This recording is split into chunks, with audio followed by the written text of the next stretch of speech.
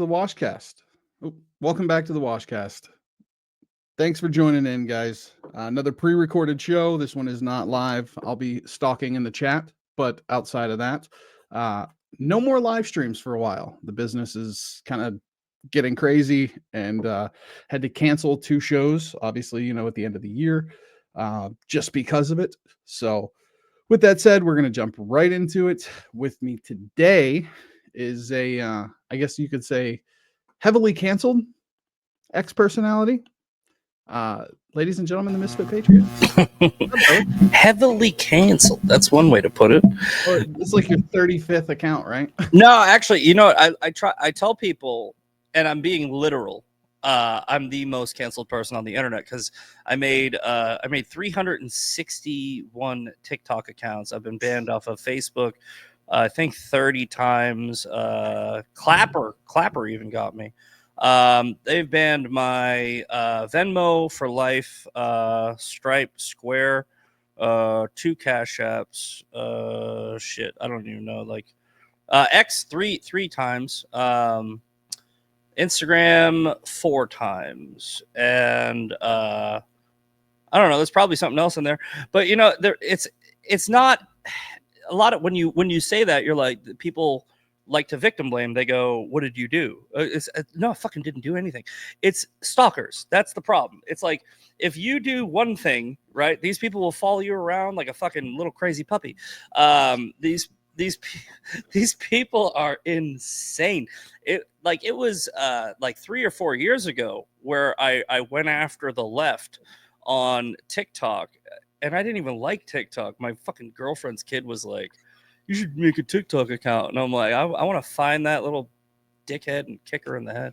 I'm just kidding. TikTok is so toxic, man. And I'm one, like, when I do video, I have to do long form. The whole like a minute and a half cut and take another take. I just can't do it. It feels manufactured. The thing about TikTok is what I learned by being canceled. I learned that it's not a social media platform. It really isn't. It's hard to explain, but it's a propaganda machine is really what it is. Yeah, it's essentially a brainwashing and money laundering operation. Yeah.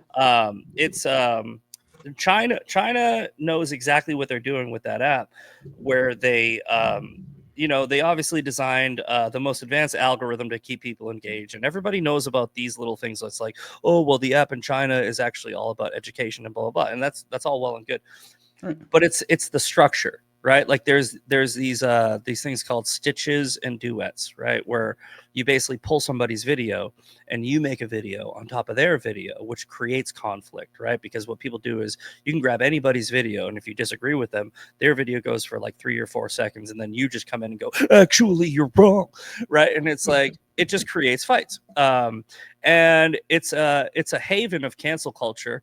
They reward content creators that cancel people and dox people.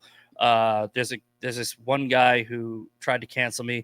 He got a website in my name. He literally got ZackBonfilio.com put in my name, which linked to his page, which was essentially like a propaganda website about me, where like they do the same things that they do to Trump, like where they take a bunch of out of context stuff. And the thing is, this guy is being paid through the Creator Fund by TikTok. He's been reported. He actually doxed the Supreme Court. Like, and when I say dox, I mean full addresses. Only the conservative justices. Same guy. That can't be legal. Oh no, it wasn't. And he lost his account for about a day, and he got it back because he knows people that work at TikTok. He's right now currently being sued by a friend of mine for cyber stalking and harassment and bullying. And about 3 or 4 weeks ago, he doxed a football coach in Texas who killed himself. And right now he's under federal investigation.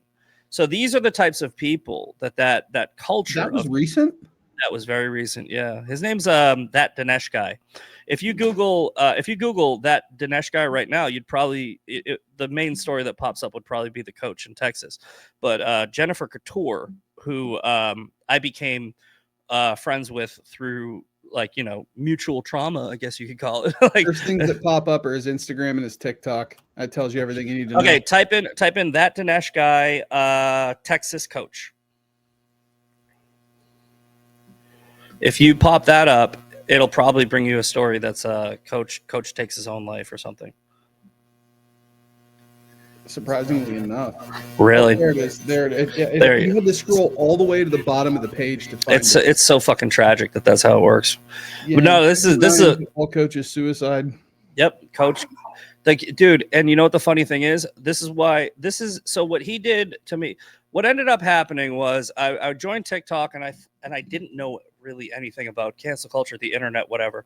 There was this leftist creator called Modern Warrior who was doxing people, and I looked at it and I didn't like it. There it is, right here. Yeah, Denton Ryan.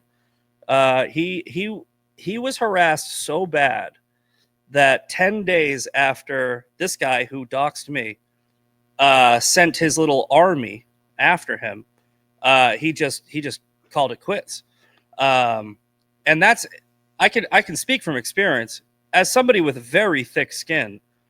It was kind of rough when these people came after me. Like, I had 750 negative business reviews on my business website. I was getting phone calls nonstop all day. I was getting death threats. People showed up to my house. It was like they were posting pictures of my mom's house saying that they were going to go rape her.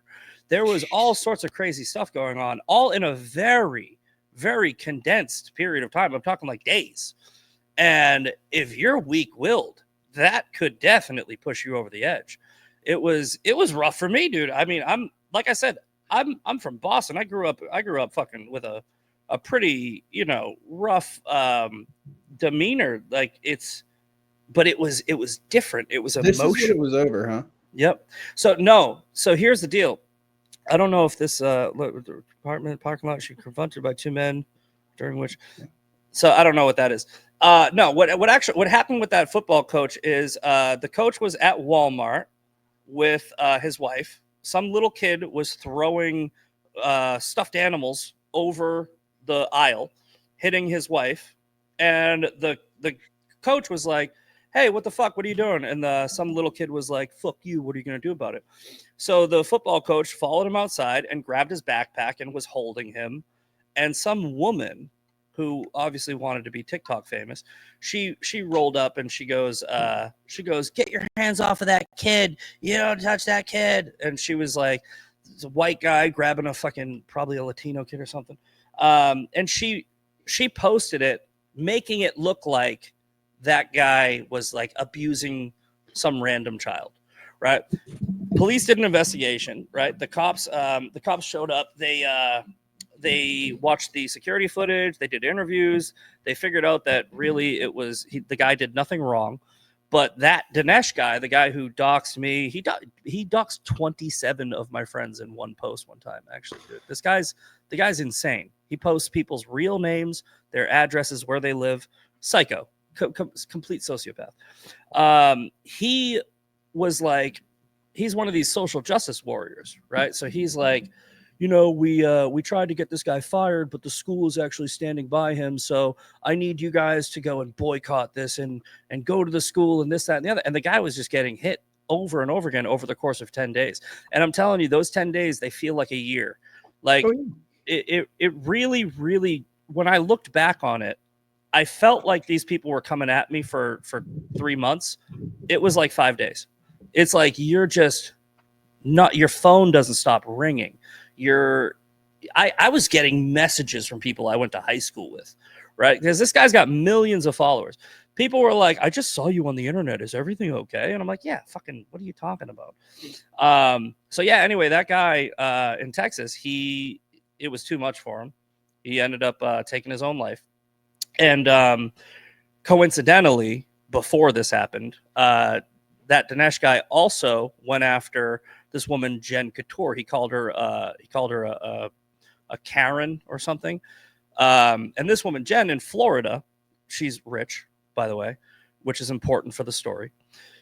She's loaded, right? She got out of her Range Rover and got into a road rage incident with some little hood rat.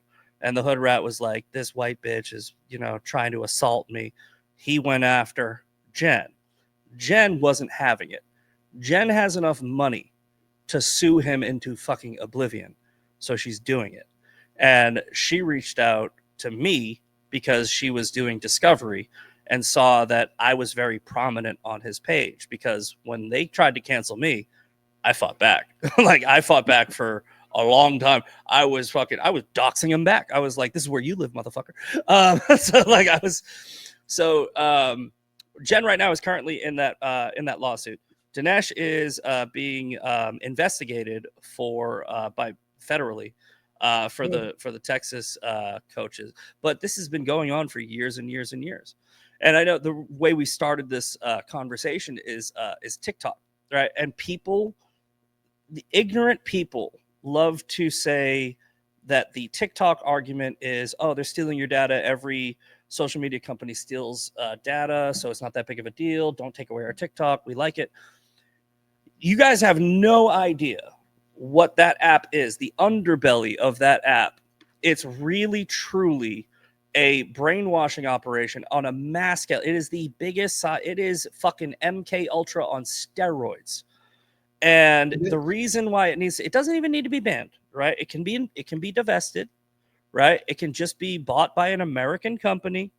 But I don't know that would work. Well, let me finish. A lawyer reached out to me when I was going through the middle of this. A lawyer in Texas was like, I've seen what they're doing to you. I've seen that you're fighting back. I want to represent you. We want to put a case together against TikTok and the creators that are doxing you and doing all this shit. 2 years later, we didn't get anywhere because it's impossible to sue TikTok. You literally cannot sue them, right? Like, and when I say you can't sue them, I mean you can't. It's a Chinese company based in California, and they have paid off the one district where your case will be heard to throw out any case against them, right? Like, Elon just moved his headquarters to Texas. If you want to sue X, you actually can. Okay. And there's a law going through the courts right now. It's been approved, and then it got delayed, and then it got paused, and then it got suspended. But it's called Texas HB 20, right? And HB 20 states that no social media company can ban a private citizen of Texas based off of their political or social views, which means that Texas is the only state in the country that actually has the right to sue a social media company and circumvent Section 230. And Section 230, if you don't know, is what protects social media companies from being sued because they qualify themselves as platforms, not publishers, even though they're publishing information all the time. And it's a really uphill battle. So that right there, tracker detail. Yeah, HB 20, if that gets pushed through, it was in the Fifth Circuit. Right now, I believe it's suspended. I was going to say, yeah, it was signed into law in September 2021. It was law for I think it was 2 months, and during that 2 months, we were actually trying to put our case together a few years ago, and then it got worked. So February, the Supreme Court holds oral argument. Yeah, that happened this year in February. Well, actually last year, technically now. Happy New Year. Yeah. So hopefully the Supreme Court will codify that. If the Supreme Court does codify HB 20, then it'll set a legal precedent where people in Texas only will be able to sue any social media platform in Texas based off of a violation of their First Amendment rights. And this is a perfect segue into some of the craziness that's been going on the past week or so, where you have a bunch of people that are claiming that their First Amendment rights are being violated. My First Amendment rights were violated over and over and over again, right? Yeah. I know exactly what a First Amendment violation is. What's happening right now on X, where Elon is demonetizing certain accounts that are engagement farming, breaking TOS, it's not a violation. It's really not. I don't like it, but no, you're still allowed to have your account. But he's not banning these people. And the people that he did ban, which was a small group of they call them the Groypers. Nick Fuentes supporters. Yeah, so I don't know if your followers are familiar with Nick Fuentes. Nick Fuentes is a piece of shit, and royal piece of shit. If you go on X right now and you type in the word Groyper and rape, like if you type in Groyper rape. Yep. And you see what pops up. It's pretty fucking disturbing what these kids are doing. They're going after people's daughters and families. And what happened was in a big group, they were sharing images of some guy's daughter, and they were photoshopping the daughter over someone being raped. Elon banned everybody that was in that group chat. That's it. He banned them. Laura Loomer was put on a timeout for 12 hours because she doxed the CEO that's about to join the Trump administration. She got her account back. The rest of the people, they're just being demonetized because they're engagement farming. They're spamming. They're fucking mass reporting. They're mass blocking. They're trying to game the system. And Elon is tired of it. He's like, hey, you guys can still talk all you want, but I don't have to pay you for it. It's not a First Amendment violation. No, and I'm reading through some of this right now, and dude, what the fuck? Did you type in Groyper rape? Yeah, what the fuck? Isn't that fucked up? Like, dude, it's like this woman is like, these people are stalking my daughter and threatening to rape her. And I literally got confirmation from one of these simps who came at me and goes, Elon is banning accounts. I go, oh, you mean the accounts that were sharing the 10-year-old? And he goes, that was only one person. Doesn't fucking matter, dude. It doesn't matter. If I was ever in a group chat and somebody was sharing shit like that, that means that they feel comfortable enough to share it in the group chat. That means that we have like facilitated a culture where they were like, hey, what do you think of this? Like, no, I would, first of all, I don't do group chats, but even this if I isn't did, fucking Telegram, you can get looked in on, man. Like, yeah, come dude. on. I mean, fucking, it's like you have fucking Nick Fuentes on camera in 4K saying, I can't wait till I'm 30 so I can get myself a 16-year-old wife. These people are fucking weird. They're Funny enough, I pulled weird. this up because I was going to segue into this, but the way these kids, because that's what most of them are, right? Yeah, I mean, even if they're 40, they're kids. What do you expect when you have a guy that comes out and says stuff like this? What is this? What is this? Christians have no use for such things. Christians have no use for such a concept. You get married. A Christian doesn't have sex with anybody. A Christian has sex with their spouse within marriage. And nobody's getting married at a prepubescent age. People get married when they're at a reproductive age, when they're adolescents. So Adolescents. I'm just redefining it. Oh my god! Like this guy is openly, and then goes on to say like, oh yeah, I've seen the video. Yeah, I've seen the video where he literally says it right there. He says adolescence. Yeah, he goes at an adolescent age, right? Yep. At an adolescent age, they're ready to reproduce biologically, which means you can marry them. That's a fucking Islamic culture fucking thing. That is not. It is. That is not a Christian culture thing at all, right? That's not even fucking. He goes into the idea that like you consent to sex on demand when you're married, and there's no such thing as marital rape. He said there's no such thing as marital rape. Let me.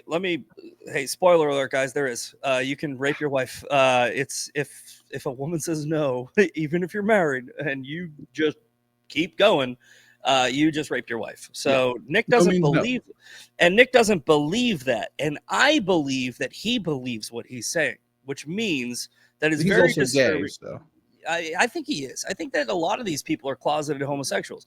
Well, as a somewhat of an expert, yeah, I mean, you are. There's nothing straight about the dude. That's all I'm saying. Like, bro, I saw him sitting next to Jake Shields on a couch, crossing his legs. He always does this with his hands, and I don't have gaydar. I'm not gay, but I mean, Look, you don't have to be gay to have gaydar. Some of my straight. Well, then okay, then I have it. Tap me on the shoulder and be like, "Look at that guy. He's a fag," and I go. So did you watch the actual fight between me and Bryson? Like, I did. Watch the video? Okay. Did you see when he ran off? Right? Yes. Like when he ran off, I immediately stood up. I go, it's a fucking street fight. Right. And I was like, Matt, and he ran off like hovering over. And I'm like, that's gay. that's not in like a bad way, but that's gay. Get the fuck over here, finish the fight. I will allow you to take 5 if you want, but he took like 20 minutes of crying, and then I walked away. But I think that we talked about this on my podcast, I think that there is a correlation between closeted homosexuals and the pray the gay away, fucking you're going to hell, you're an abomination people, because there's no other thing that these Christian fundamentalists hyperfixate on, right? Think about it like this. Gluttony is a sin, okay? Overindulgence of food and drink, right? It's in the Bible. It's in the Old Testament, which is where the gay shit is. And if you are to overindulge and be gluttonous, you're actually committing a deadly sin. But nobody goes and says, if you're fat, you're going to hell, right? Adultery is another big one. That's in the 10 Commandments, right? If you have a Christian fundamentalist on their third marriage because they cheated on their spouse, nobody's going, hey, you're going to hell. What they do fixate on is Sodom and Gomorrah, which was a story where God destroyed a town, essentially, because there weren't even 10 righteous people in there. Not 10 gay people, right? Because if you have a whole town, right, and this is about the gays, right, all you have to do is find 10 straight people, okay? Like, that's all you have to do. And I'm sure there were, okay? But it was 10, there weren't even 10 righteous people. These were people that were lost. It's like the best analogy I can give you is downtown Chicago, right? Yep. It's like fucking, it wasn't about butt fucking, right? But these people hyperfixate on this. And what that tells me is projection. It tells me that there's a reason why there are certain Christian fundamentalists that are super hyperfixated on this one thing that isn't even mentioned one time through Jesus Christ in any of his sermons. It doesn't even come up. But they really tailor their content to it. They go, I'm tired of the Sodomites. They call them the Sodomites. Yeah. And it's like, dude, Sodom was 3,000 fucking years ago, idiot. Well, the interesting thing, this is something you brought up on you brought up on your podcast, was, you know, it's left to the interpretation of man. And correct. Actually, if you go back far enough, there are translations, and I don't know Latin, right? Correct. But some of the original translations don't say anything about man and man. They say correct. Man and boy. Correct. It's about pedophilia. Yes. That's another thing. And listen, now I want to be very clear.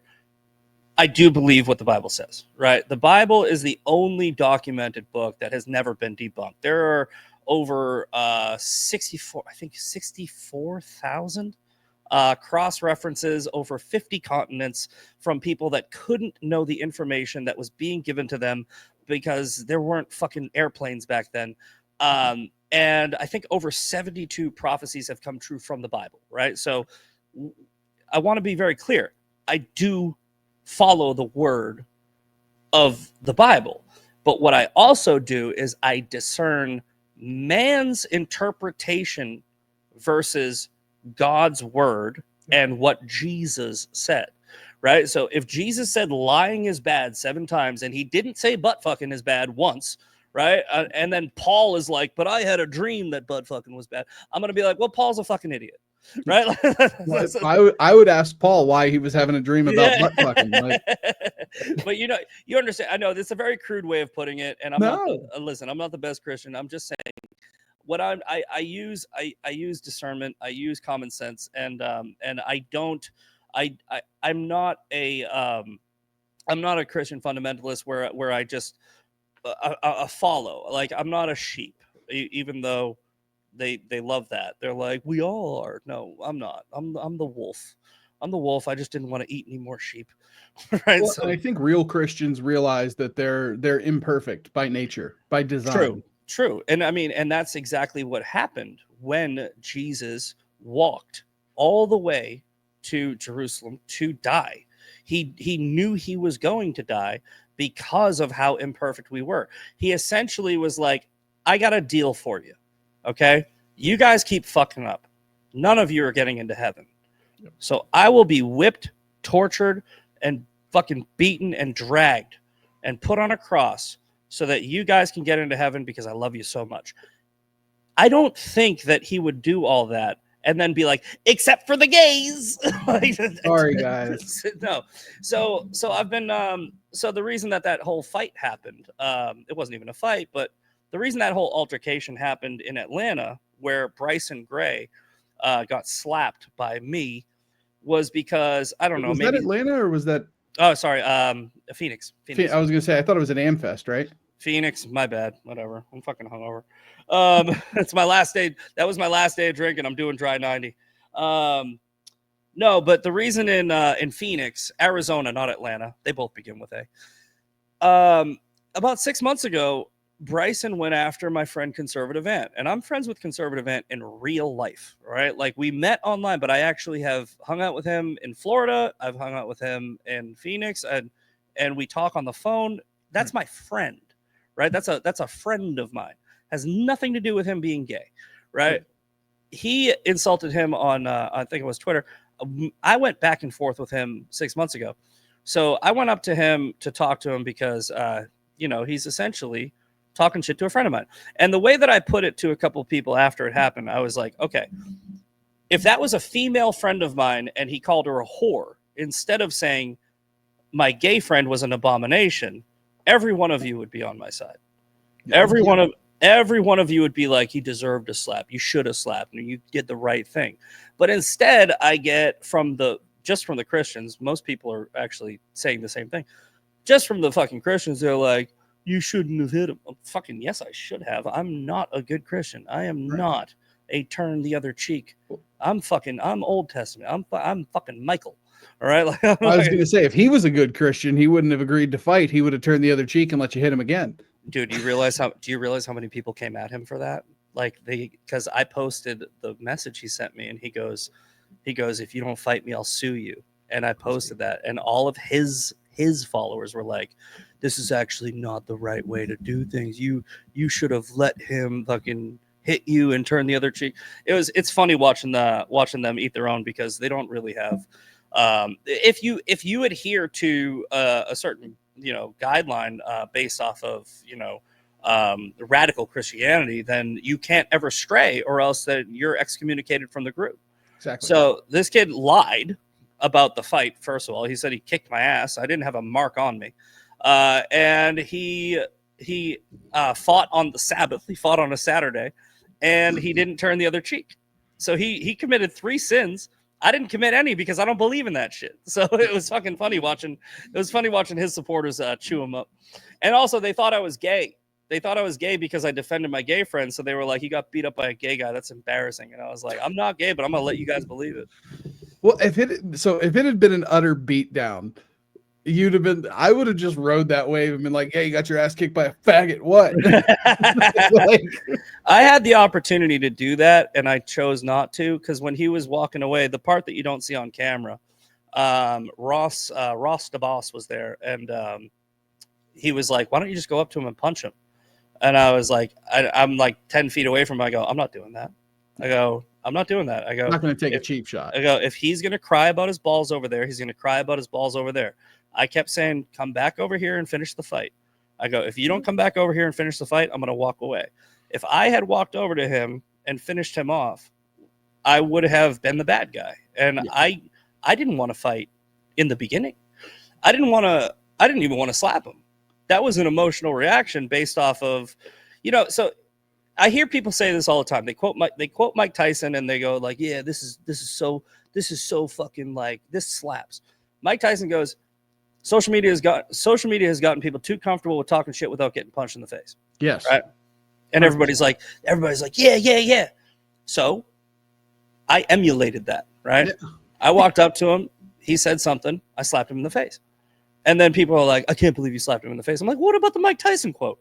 What happened to that? What happened to talk shit, get hit? Right? What happened to that?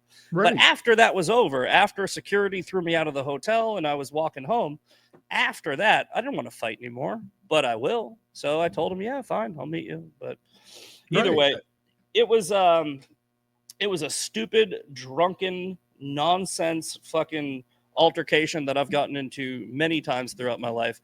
It was not special. It was not anything that I even took a second look at. but it did go viral, which means I had a whole bunch of his simps coming at me for like days, but they're already moved on to the next thing. Well, it's funny because I had a tweet queued up and ready to go, and I'm like, ooh, that one's not going to go over well. But I went to the People's Convention in Detroit, and so I was like, I was in Detroit and I didn't see that much black on white violence. Like, like I'm just gonna leave that one, or white on black violence. I'm like, I'm just gonna leave that one go. Oh man, it's so funny. It was there was a couple of weird different environment, because you said like there were parties and there was all this shit going on at Amfest where like they did the exact opposite for the People's Convention. They're like, we're gonna have a VIP room party, and it's like you showed up and it was like 5 influencers. It's like, this was I was on the rooftop party at James O'Keefe's, Carrie Lake, Benny Johnson, Brick Suit, Dom Luceri, whatever the fuck his name is. Don't like that guy, but it doesn't matter. Whole bunch of really, really big names. Shiloh Marks, Alex Stein. We were all having a great time that night, and it was open bar.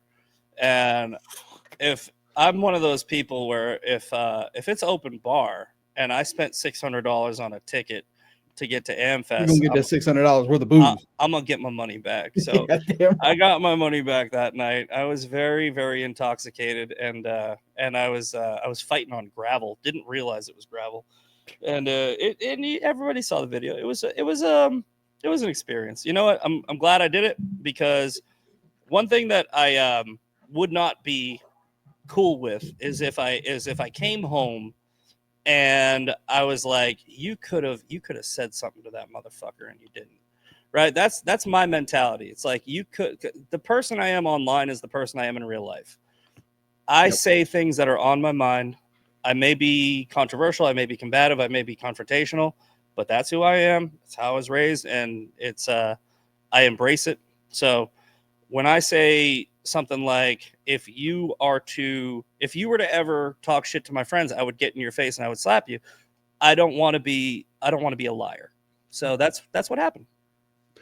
Well, there's something about that I respect too. That's like, if you can be the same person online that you are in real life, it's very rare. That's a skill. It's very rare. I've met these motherfuckers, dude. That's why I do things the way I do. I mean, it's it's that shooting the shit. I'm not here with an agenda. I met so many people at Amfest. I met all the influencers. You know, they're fucking fake as shit, dude. They're all fucking fake, except for a few. You know, like Kaylee Kozak, and you know the people that I was hanging out with. Those are real motherfuckers. Everyone else that I met, I was looking at them and I'm like, you got your fucking selfie stick and you're posing and you're fucking it was like, these people really do think they're Hollywood, and they're not. It's like, nobody knows who we are outside of this small community. Yeah. Right. It's like X, Instagram, and any other app, right? You got to understand, it's tailored to you. The algorithm picks up on what you want. There are, like, let's say there are, what is it? Is it 60 million? Who cares? Throw a number out there. 1 million doesn't.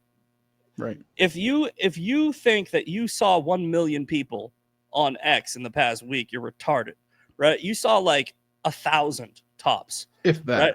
Because X is giving you the experience that you want, right? Yep. But there are millions of people on that app. So if there is some lady out there that is in the fucking crochet community who is not seeing your shit, right? Like she's only seeing knitting, you know, like, so the fact that people think that they're so big because they have 1 million views on a post, it's like, not really. You probably have, I don't know, maybe 50,000 people watching you, maybe 22,000 times, right? Like, so it's like, you're not really as big as you think you are. I mean, I talk to my friends all the time. My friends are not into politics.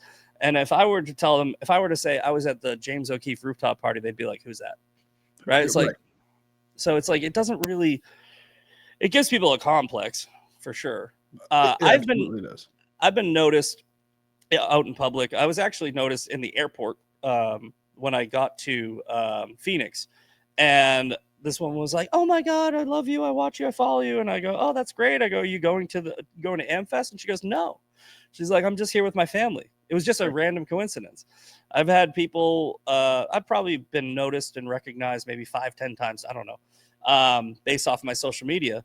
But think of how many people you see on a daily basis, right? Like thousands, hundreds, whatever. It's like I've been in the past 7 years, I've been noticed 5 times. It's like I'm not that big of a deal. I'm never going to be that big of a deal. Like you could be, unless you're literally like, you know, Sylvester Stallone or fucking like some big name that's just been in movies for 20 plus years. These people have a complex and they really truly think that they're fucking bigger than they are. Well, and I try to tell people all the time, like, you look at celebrities, quote unquote, like the big boys, and then you look at guys like, okay, for example, a lot of WWE guys, they're undoubtedly very popular. Yeah. But they still fly commercial, so they're not that popular. Yep. Like, if you're recognizable by everybody, you're flying on a private fucking jet. Bro, here's something fucking crazy. Bryson had security with him. He had his own security team. They tried to fight me. Yo, dog, you have security for? You have 300,000 followers on one platform. You're not security worthy. Like, I feel like he sleeps with a chastity belt. Yeah, I know, right? Like, it's so funny. I don't get it. And I don't understand the appeal of like wanting to be recognizable and wanting to be popular. Like, oh, I hate it, actually. I mean, here's the thing, right? Here's the thing. Somebody made a post on X, I think it was yesterday, and they were like, "Oh, X's new algorithm means that you're basically just posting for yourself." And I wrote under it, I go, "That's what I do every day."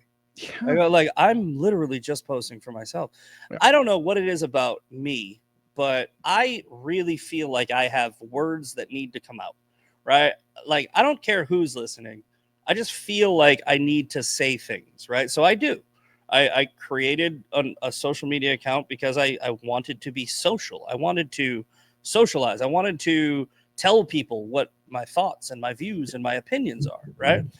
I would be perfectly fine, and I have had many accounts that were under 1,000 followers where I get to interact with like 5 or 10 people.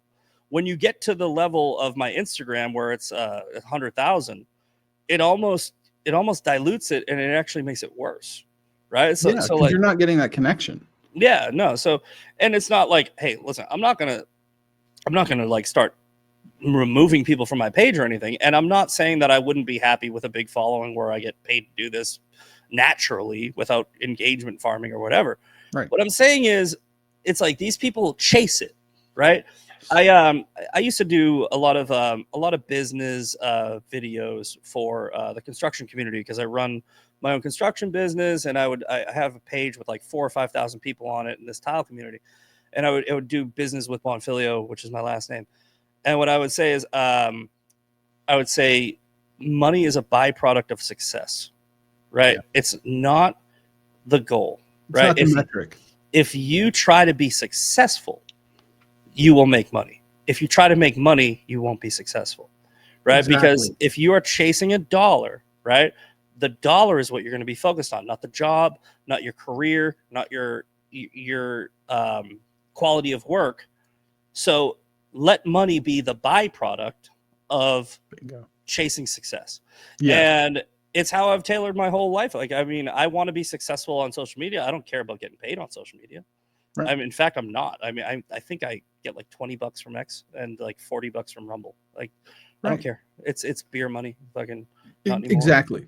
That's the way I look at it. Like, I'll get people bitch about the size of their payouts, and I'll get the email and it'll be like, you're getting $11, and I'm like, fuck yeah, I got paid $11 just to do something I was gonna do anyway.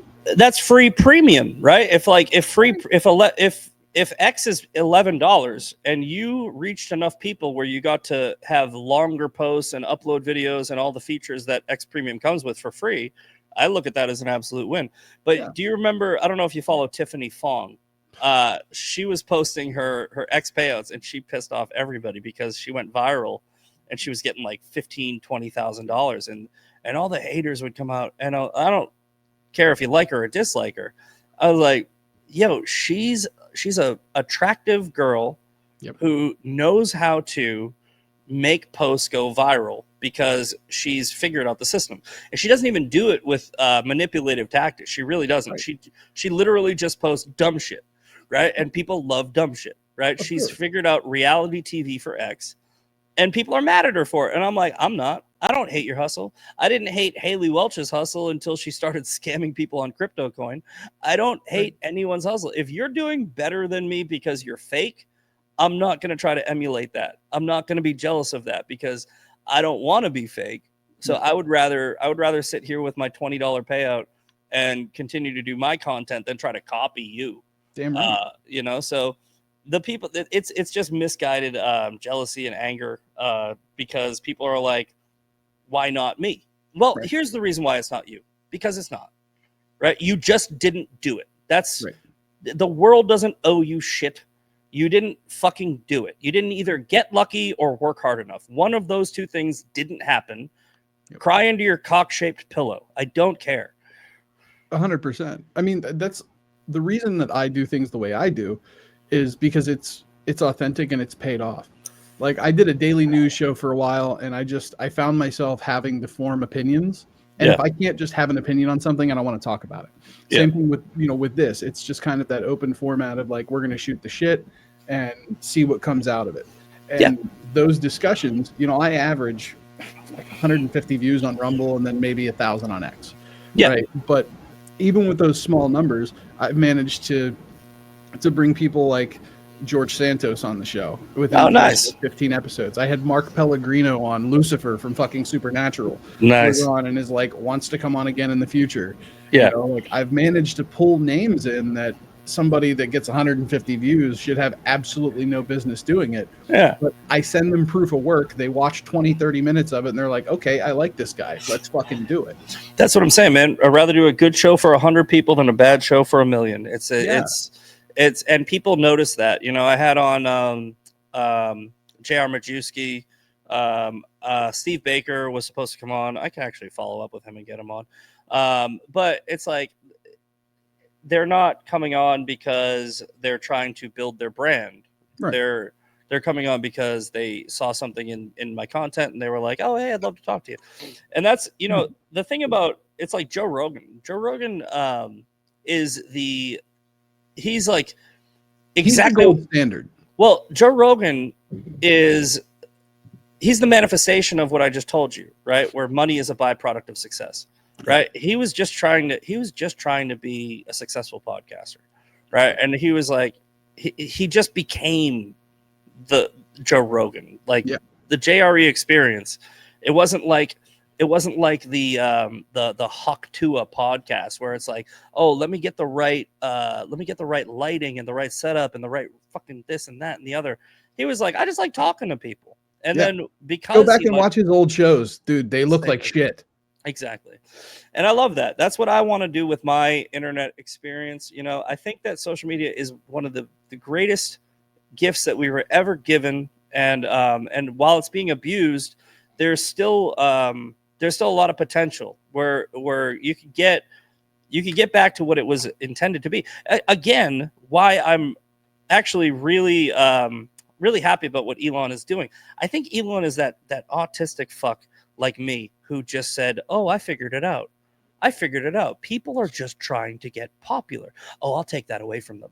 Right. And it's like, yo, what he did for the country by buying Twitter, releasing the Twitter files, endorsing Trump, doing this, essentially saving this fucking election. I think he's going to do for the world. I think he's going to go a step further, and he might actually save social media if he pulls off what he's trying to do.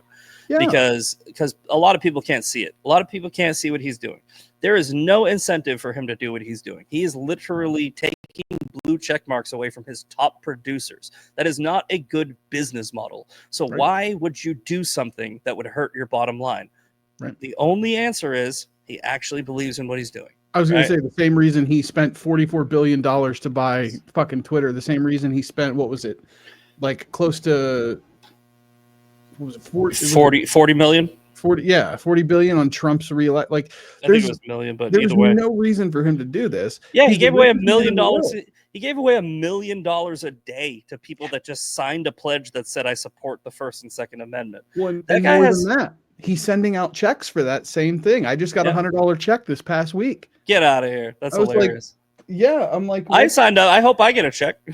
Yeah, I bet I threw it away.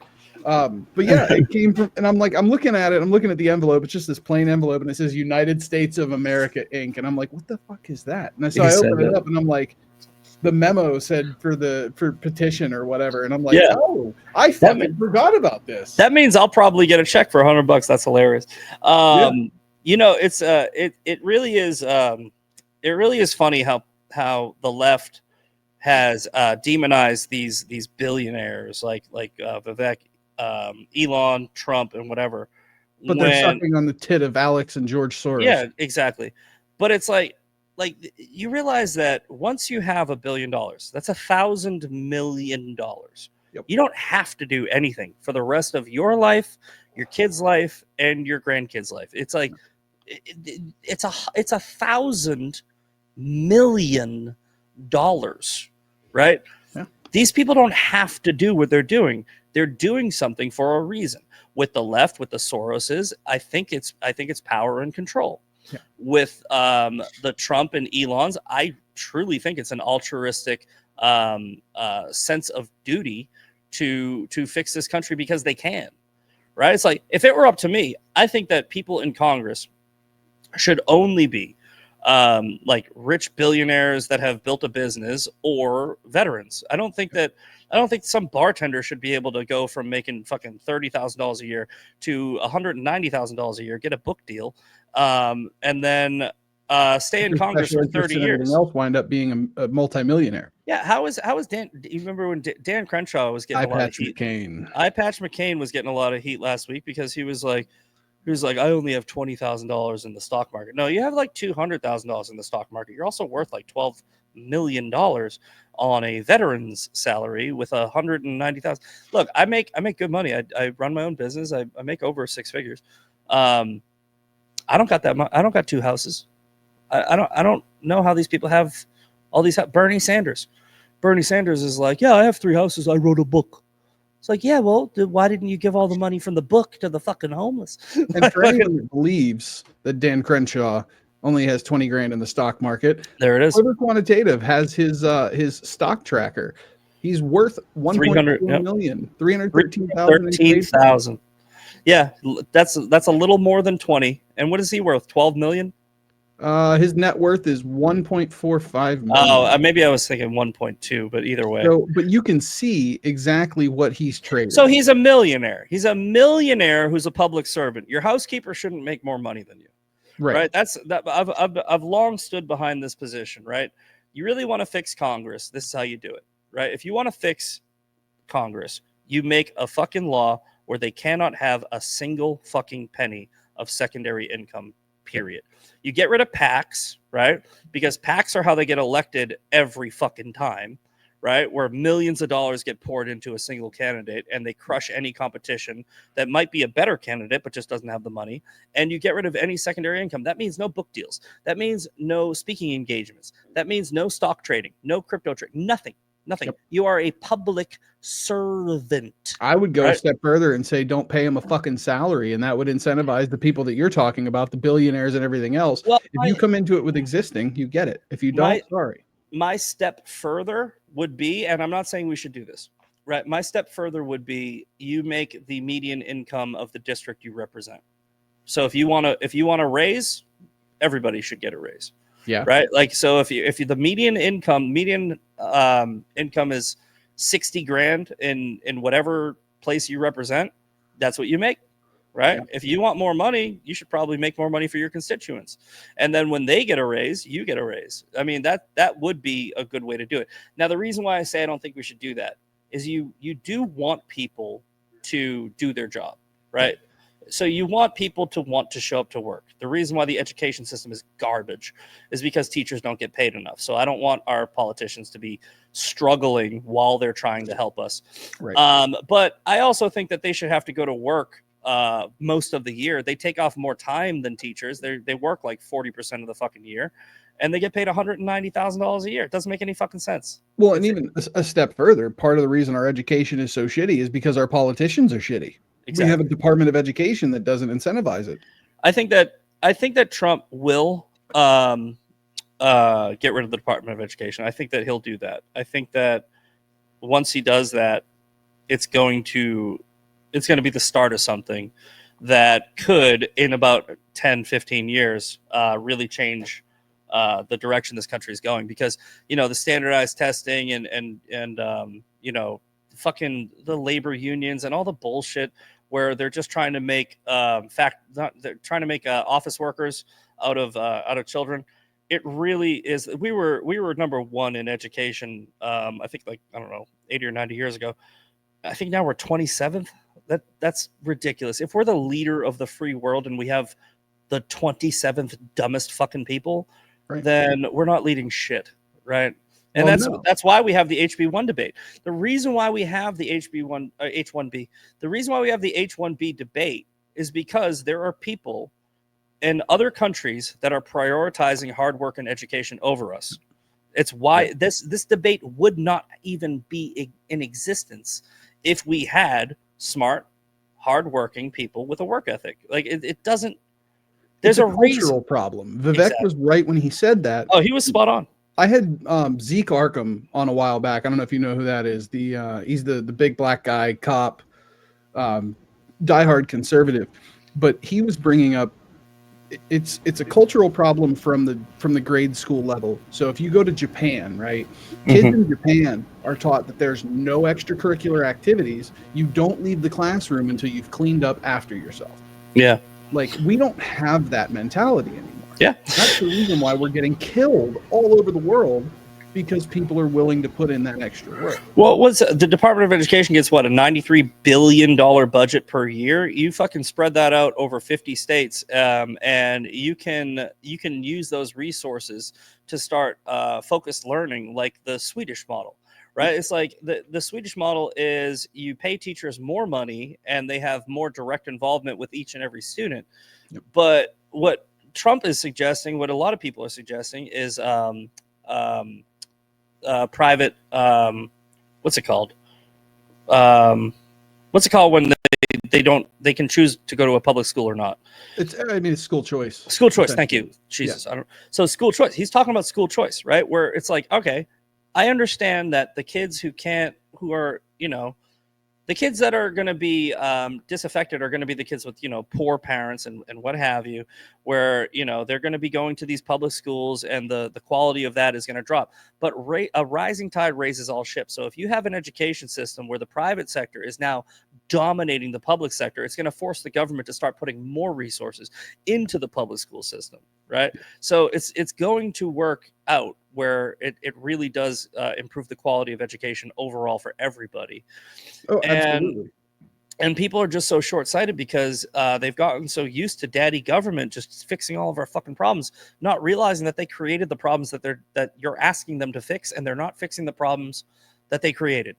It's a fucking fulfilling prophecy for the government where they go, okay, we're gonna get Planned Parenthood to fucking do this, right? And then more people are gonna fucking kill their babies, and they're gonna be reliant on us because they're not gonna have a father in the home, and it's gonna destroy the nuclear family. So they're gonna look to us to be their family, and it works the same way with education. We're gonna destroy the education system, so they're gonna be reliant on us to raise their kids and fix their problems because we created problems.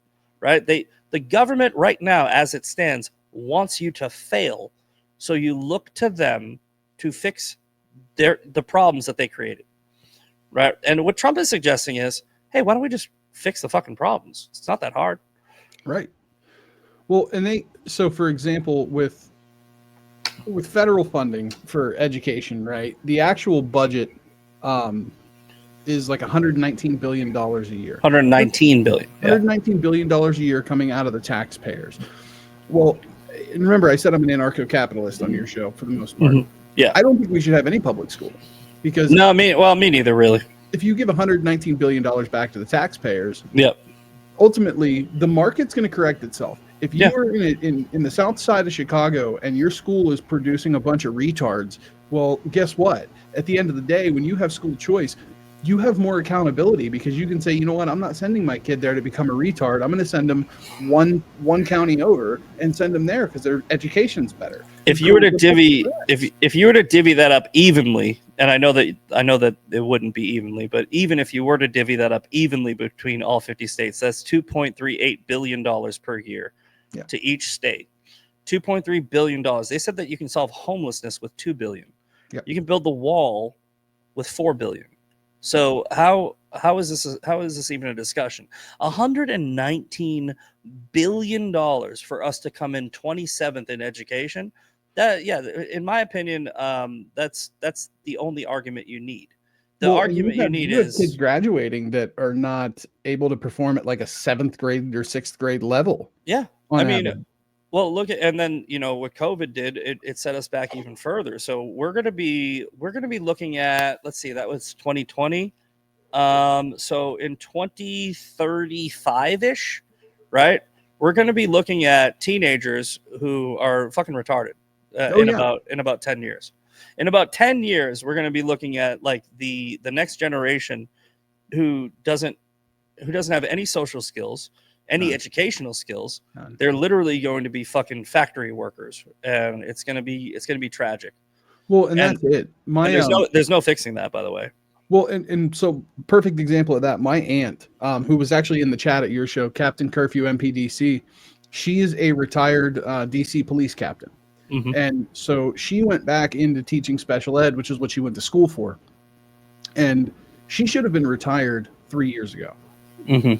But during COVID, she saw every single one of her students who are already developmentally challenged sliding backwards. So here she is now going into 2025 is hopefully going to be her last year. She stayed in the education system because she wanted to make sure that at least for what she could do, every student that would have been in I think it's K through 5 at her school, every student that was in K through 5 during the pandemic had the same opportunity to work with her to make sure that she could make the most impact possible. Oh yeah, I mean, and that's like guidance counselors and the teachers that go above and beyond. Those are the people that kids remember. But the system as a whole, it's like I couldn't tell you what 90% of my teachers' names were. Like I dropped out in 10th grade. Yeah, me too. I dropped out. Never went back. I dropped out. I was gonna get my GED. They tried to put me into a trade school.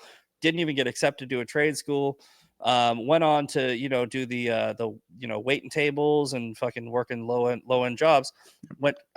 Became homeless, right, through a series of unfortunate events. And it wasn't until I became homeless and I was at rock bottom sleeping in my truck that I go, you know how to build shit, start your own company and fucking pump that shit out. I started pumping it on Facebook, and I ended up within a year I went from being homeless to having my own apartment, my own truck, doing really well for myself. But it was in spite of not having an education. It wasn't like I don't say that I'm glad I didn't get an education. I'm intelligent, I'm not intellectual, right? I was always kind of smarter than my teachers. I'm autistic, it is what it is. But knowing that I could have gone a route of paying attention and going through high school, graduating, going to college, getting a degree, doing this, and maybe working a different type of job. I'm not saying one's better than the other. What I'm saying is I made the best of a fucking horrible situation in spite of the situation. What would have been ideal was the education system worked for me. If it did, I would be happier. I'm fucking run my own fucking business. I work my ass off. I break my back. I literally have a fucking 2 herniated discs. You know what I'm saying? It's like I'd much rather be a fucking a retail investor or some shit like that. Absolutely. But it'd be easier. But that's the thing. It's like I'm the exception to the rule. Most kids who don't graduate and I still have friends that are still bartenders today and they're 40 something years old. It's like, it's got to change one way or another. The education system, I think that it's universally agreed upon that we don't have a good education system, and if something's broken, the only way to fix it is to acknowledge it. You can't solve a problem by throwing money at it. Well, you can't solve a problem if you don't think there's a problem, right? There's a problem. Statistically, there's a problem. It's just like Democrats always talk about. They gaslight you and they deflect when you bring up the fact that there's a crime in their cities. They're like, crime's actually down. It's not. Every time you turn around, statistics are being revised. I don't give a shit what fucking chart you looked at. It's not. A woman was just set on fire in the New York subway. You know what the only chart that's right in that scenario is? The chart of unreported crimes. Correct. Exactly. Hey man, I'm getting a little tired. I think we've been going for over an hour. Yeah, a little over an hour now.